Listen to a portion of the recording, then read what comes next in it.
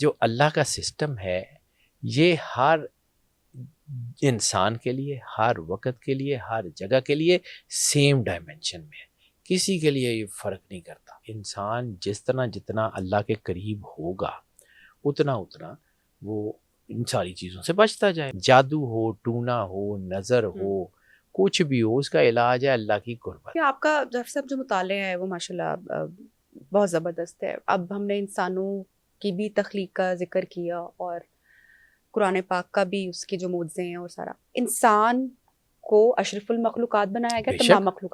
اب یہاں پہ سوال یہ ہے کہ کیا وہ اس زمین کے لیے ہی سب سے بہتر مخلوق ہے، یا جن 7 جہانوں کا ذکر کیا گیا کیا وہاں پر بھی نبی بھیجے گئے ہوں گے؟ یہ میں آپ کی ریسرچ کہہ رہی ہوں، یا آپ کا بلیف اس پہ کیا ہے، یا قرآن پاک 7 جہانوں کے لیے یا پھر صرف ہمارے لیے؟ اللہ رب العالمین ہے، رب العالم نہیں ہے.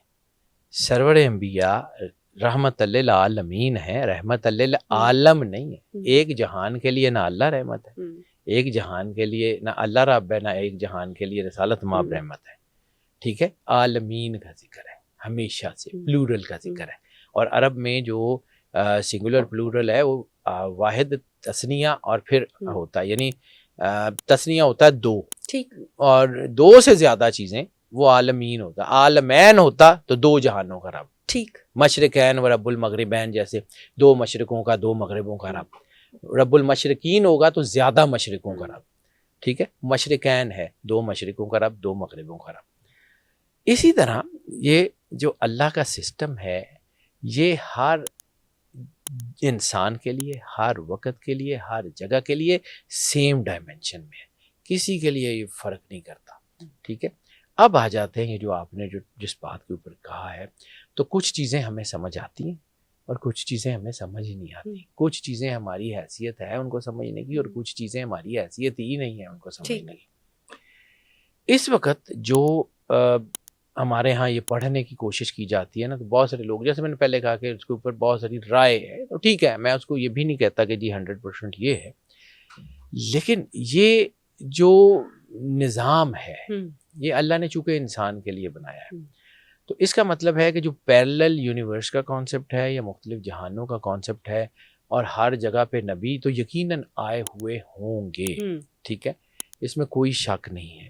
اگر ہم اسی ٹائم لیپس کو دیکھیں تو ہمارے پاس جو یورینیم ایج کا کانسیپٹ ہے نا، جس سے ہم ایجنگ طے کرتے ہیں، یورینیم ایج کا یا کاربن ایجنگ کا کانسیپٹ ہے، تو ایک چیز جو میدان عرفات میں موجود ہے، جبل رحمت، جس کے بارے میں یونینمسلی حدیث، قرآن، تاریخ سب کچھ یہ بتاتی ہے کہ حضرت اماں اور آدم علیہ السلام کا ملن ہوا تھا اس پہاڑ کے اوپر. ٹھیک ہے، اور وہاں پہ جو ہے وہاں پہ وہ حج کے مناسک میں بھی ایک جگہ ہے میدان عرفات میں. اس کی کاربن ایجنگ کیا کہتی ہے؟ وہ 7.5 اور 8,000 سال پرانی پیک ہے. اچھا، 7.5 اور 8,000 سال صرف. اور اما حوا یعنی جدہ میں، جو حوا جدہ کہتے ہیں دادی کو، صحیح، ٹھیک ہے، اور جدہ میں بی بی حوا سلام اللہ علیہا کا مزار ہے. ان کی جو مزار کی کاربن ایجنگ یا یورینیم ایجنگ کی گئی ہے وہ بھی 7.5-8,000 سال پرانی. تو اگر ہم اس کو مان لیں تو اس کا مطلب ہے کہ 7.5-8,000 سال میں جو ہے وہ 1,24,000 نبی آئے. کیسے ہو سکتا ہے؟ مطلب میں یہ نہیں کہہ رہا ہوں کہ 100% میری سمجھ ہے، مجھے نہیں پتا کیا ہے، اللہ جانے، اس کا کام جانے. جتنے وہ، لیکن جتنی انسان جیسے فرشتوں نے کہا تھا اللہ کو کہ لا علم لنا الا ما علمتنا، کہ ہمارے پاس تو کوئی علم نہیں ہے سوائے اس کے کہ جتنا تو نے ہمیں عطا کیا.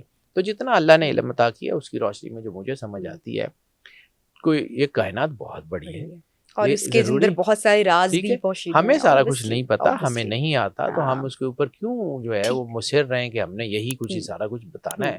تو ضروری ہے، ہو سکتا ہے ہمیں نہ پتا ہو، لیکن ہاں یہ کائنات کی جتنی پہنائیاں ہیں، ابھی تو گیٹ ویز کا آپ کو نہیں پتا. ابھی تو بک آف اینوک کے اوپر اگر آپ پڑھنا شروع کریں، بک آف اینوک تو ایسے لوگوں کو اچھی ریکمنڈیشنز میں آپ سے آج ضرور لے کے جاؤں گی آفٹر دس شو. کوئی اسی حوالے سے بکس جو ہم پڑھ سکیں، ان کا مطالعہ کر سکیں. اچھا جعفر صاحب، چونکہ ہم پروگرام کی بھی تھوڑی سی اینڈنگ کی طرف جا رہے ہیں، اور ہم نے انرجی کا ہمارے پورے پروگرام میں بہت ذکر کیا ہے. بہت سارے لوگوں کو شاید یہ سمجھ میں آتا ہے، بہت سارے لوگوں کو سمجھ میں نہیں آتا ہے. اس کے اگر ہم ایک فارم کی یا ایک شکل کی بات کر لیں، جس کا ہم بات کرتے ہیں نظر بد، وہ بھی ایک فارم آف انرجی ہی ہے.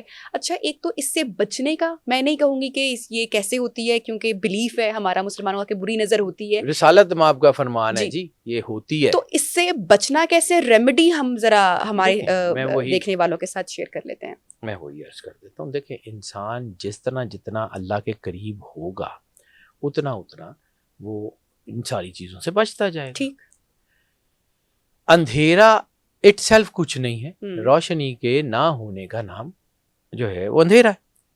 روشنی پیدا کرنے کے لیے ہمیں لائٹس چاہیے, اس کے پیچھے کنیکشن, میٹر, جنریٹرز, ڈیم, سارا کچھ چاہیے. ٹھیک ہے, اور اندھیرا کرنے کے لیے یہ لائٹ خراب ہو جائے, تار ٹوٹ جائے, جنریٹر خراب ہو جائے, کچھ بھی ہو جائے تو اندھیرا ہو جائے گا. جی, اس کا مطلب ہے نیگیٹیوٹی کو تو بہت ساری آپشنز ہیں, پازیٹیوٹی کے پاس صرف ایک آپشن ہے, گیٹ کنیکٹڈ ود گاڈ. روشنی اندھیرے کا علاج ہے. جادو ہو, ٹونا ہو, نظر ہو, کچھ بھی ہو, اس کا علاج ہے اللہ کی قربت. اس کا علاج ہے اپنے آپ کو اللہ کے نور سے نوری رکھنا, نوری کرنا نہیں, نوری رکھنا. اللہ نے نور رکھ کے بھیجا ہے, فنفختو فیہ روحی. ٹھیک ہے, فنفختو فیہ روحی کا مطلب ہے روح امر الہی ہے جو اللہ نے انسان کے اندر پھونکی ہے, وہ ہر وقت موجود ہے. اسی طرح جہاں پہ آپ نے کہا تھا کہ انسان زمین کے لیے بیسٹ مخلوق ہے, تو یس انی جائل فی الارض خلیفہ اللہ کا فیصلہ تھا آدم علیہ السلام سے بنانے سے پہلے. اللہ نے فرشتوں کو کہا تھا کہ میں یہ جو بنا رہا ہوں اس کو میں نے زمین پہ بھیجنا ہے, تو زمین پہ اس کو جو کچھ چاہیے تھا اللہ نے پہلے سے اتار دیا. اب آپ اس کو استعمال کریں یا نہ کریں, جیسے وہ میرا بھیک کا شعر ہے, بھیک کا بھوکا کوئی نہیں, سب کی گدڑی لال, جو کھولن نہیں جانتا ہے وہی کنگال. کہ آپ کے گھر میں جو ہے وہ 2 ارب روپے کے جو ہے وہ چیکس پڑے ہوئے ہیں, آپ بینک میں جمع ہی نہیں کرواتے, بھوکے مر جاتے ہیں, تو اللہ کا قصور ہے. آپ نے اپنی جو اللہ کی گیون انرجیز ہیں اس کو یوٹیلائز نہیں کیا, تو اس میں آپ کا قصور ہے.